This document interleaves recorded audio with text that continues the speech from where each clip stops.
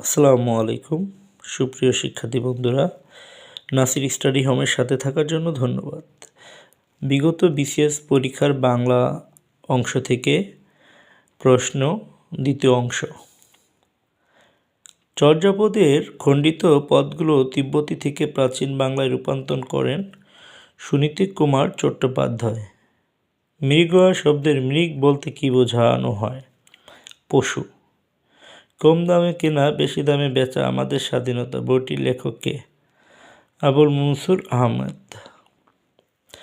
শিক্ষককে বুঝতে হবে শিক্ষার্থী কী চায়।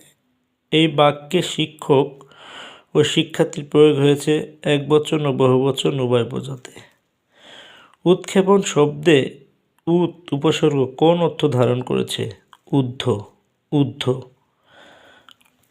ধন্যবাদ নাসির স্টাডি হোমের সাথে থাকার জন্য।